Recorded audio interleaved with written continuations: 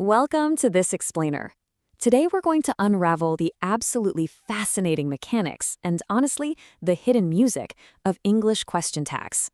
You know, it's wild how a tiny little phrase tacked onto the end of a sentence can literally change its entire meaning and tone. Well, today we are breaking down exactly how that works.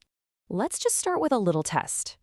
I actually used a question tag right there to connect with you, which perfectly shows how naturally they slip into our everyday speech. Think about it. You already use question tags, don't you? That little "don't you" right at the end, that is our star for today. Without even realizing it, we rely on these little guys all the time to check in with whoever we're talking to. So what's the deal with them? Basically, these grammatical additions sit right at the tail end of a statement. Their main job is to either draw attention to what was just said or to ask for confirmation. They literally transform a flat, standard sentence into a dynamic, interactive question. It's an absolutely fantastic tool for keeping a conversation flowing, almost like tossing a ball back to your listener. All right, here is our roadmap. We'll start with the core rule, then look at some rule breakers and quirks, check out a few special sentence structures, dive into the power of intonation, and finally wrap up with mastering question tags. Let's get to it. Section 1. The core rule. What's really interesting here is how incredibly simple this foundational rule actually is. You really don't need to memorize some massive list of irregular verbs to build a standard tag. You just need to remember one simple phrase: opposites attract. Let's see this in action. It's kind of like a seesaw. If your main statement is positive, you attach a negative tag. Look at the first example. They are helpful is a positive statement, right? So we simply pop on the negative tag, aren't they? And of course, it works the exact opposite way around. A negative statement gets a positive tag. Raja is not rich, there's your negative statement, so we finish up with a positive. Is he? Positive to negative, negative to positive. That's the fundamental structure you absolutely need to burn into your memory. Moving on to Section 2, Rule Breakers and Quirks. Because let's be honest, grammar just wouldn't be English without throwing us a few curveballs. Our first major quirk is what I like to call the I am anomaly. If I say I am too impatient, the core rule we just learned would suggest using amn't I as the negative tag. But we don't do that. The crucial point here is that amn't I doesn't actually exist in standard English. Instead, the negative tag for I am completely breaks the mold, borrows from the plural, and becomes aren't I. I am too impatient, aren't I? It might feel a bit strange rolling off the tongue at first, but it is 100% correct. Which leads us perfectly to our next quirk, hidden negative words. Now, words like never, hardly, and few might not look like your standard not or no, but make no mistake, they carry a very heavy negative meaning. Because the statement itself holds that negative energy, the core rule kicks right in, forcing the tag at the very end to be positive. So, I never drink coffee becomes I never drink coffee, do I? And the journey was hardly easy turns into the journey was hardly easy, was it? It's like the grammar secretly senses that underlying negativity. Now, pay super close attention to this contrast, because this is where so many people get tripped up. Adding just the single letter, A, before the word few changes absolutely everything. Few, all by itself, is fundamentally negative. It means not many or not enough. So, few of us voted takes a positive tag, did we? But a few, that's actually positive. It implies some or a sufficient amount. So, a few students knew demands a negative tag, didn't they?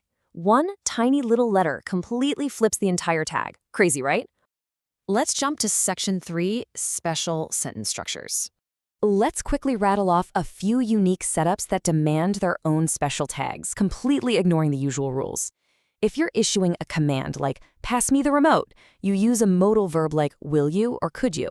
It softens the command and makes it polite. Making a suggestion that starts with let's, like let's go out tonight, the tag is always, always shall we. And if your sentence starts with there, like there is a clinic in this area, you just repeat the word there right in the tag, isn't there? These are incredibly handy little shortcuts, so you don't have to overthink the polarity rules in the middle of a fast-paced chat. On to Section 4, the power of intonation. This is where we transition from the rigid text on a screen to the actual sound of your voice. This is where the real magic happens. How you pitch your voice completely changes your meaning, even if the exact words stay identical. Falling intonation, where your voice drops downward at the end, gives the impression that you are completely sure of yourself and you're just seeking agreement. Rising intonation, on the flip side, where your pitch goes up, indicates a genuine question. It shows you have real doubt and you actually need an answer. Listen really closely as I say these two. First, seeking agreement. We met them on holiday, didn't we? Notice how my voice dropped right at the end? I'm pretty sure we did. I just want you to nod your head. Now the genuine question. We met them on holiday, didn't we? Hear that rise? I'm actually second-guessing my own memory, and I desperately need you to tell me if I'm right. The grammar is perfectly identical, but the vocal pitch changes everything about the interaction. And here's a really fun cultural fact from our sources. Native British speakers have a massive habit of using falling tags all the time in daily conversation.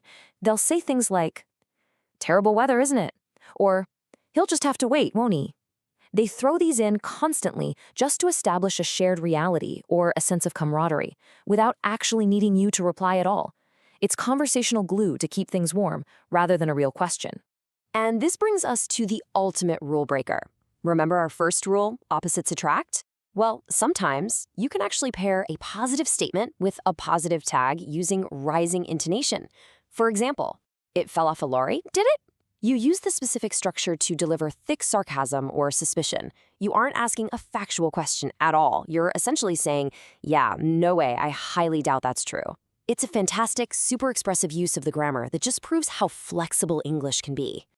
Finally, Section 5, Mastering Question Tags. Let's bring all these concepts together so you can start using them perfectly. By following this simple 4-step checklist, you can construct any question tag and precisely convey your intended attitude. Step 1, identify the main auxiliary verb. Step 2, flip the polarity, positive to negative or vice versa. Step 3, match the pronoun to the subject. And step 4, honestly the most crucial, choose a falling or rising intonation based on whether you're just seeking agreement or asking a real question. Follow this and you'll completely avoid any awkward misunderstandings. I leave you with this final thought to ponder. Next time you speak, what hidden meaning is your intonation giving away? Is it?